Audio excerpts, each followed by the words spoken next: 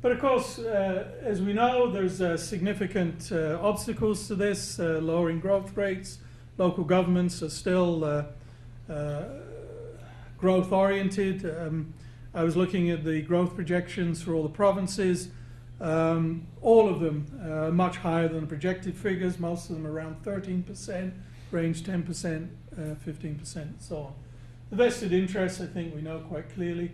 So I think the bottom line on this is that growth is sustainable, but it's deeply unfair.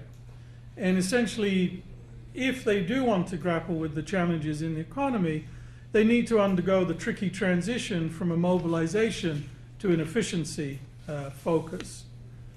Just quickly on some of the other issues. Aging, of course, is a major problem now for China. We all know what the demographic bulge looks like. So we have the figures that China is going to become the first society to grow old before it grows rich. We don't really know what the consequences of that are. The demographics really begin to turn negative by about 2015 to 2016. Dependency ratios begin to shift quite dramatically. It's already an aging society with over 10% of the population over 60. And it will have a number of consequences. There will be significant pension obligations to deal with. There will be significant increases in medical costs. And of course, the lower fertility rate will have impacts on saving rates, but might lead to higher returns to labor. This is probably the kind of China you like. Nice spanking new buildings.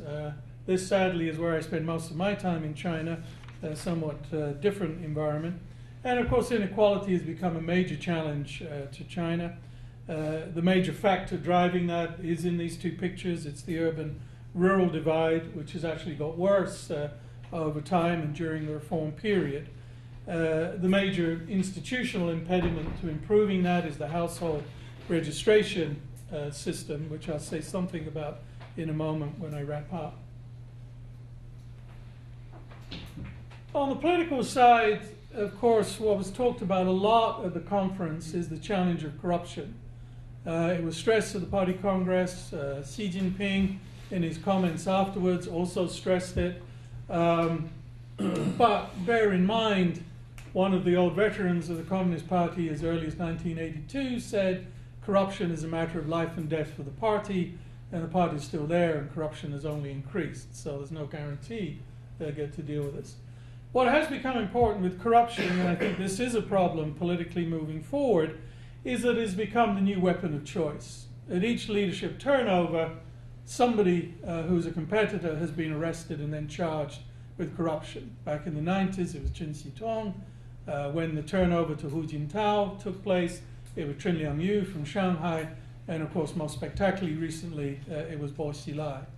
And essentially, the leadership can't use the traditional mechanisms of purge, of talking about ideology, being on the wrong political line, which is what was always used to be the way of getting rid of opponents. Now it's charges of corruption. So if they do unfold this large corruption campaign, anti-corruption campaign that people are talking about, I think it opens the floodgates for tremendous vendettas within the party. And it could become very destabilizing. Can it be combated? A little bit, but not entirely, of course.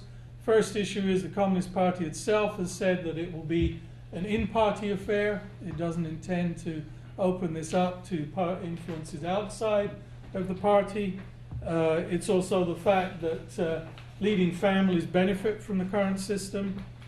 I've been doing polling since 2003 of what Chinese people think of their government. And in the 2011 survey, we asked about corruption. And only 6% of respondents thought the government would actually tackle the issue of corruption. So there's not a lot of faith in society that much will be done. Leading families benefit from the current system. As you all know, the Premier's wife basically runs the jewelry and precious stone business. His son does a lot through real estate. Zheng Qinghong's son does a lot of general brokering. If you want to get to meet him, get an introduction, the fees start from a couple of $100,000, often $500,000, but he will broker the kinds of meetings you want. Zhu Rongji's son, of course, is in venture finance, and so on and so forth. So if you know which leaders, you know where the kids are, that's also very helpful to business. It's also the problem of the vested interests. 90% of China's wealthiest people are officials or party members.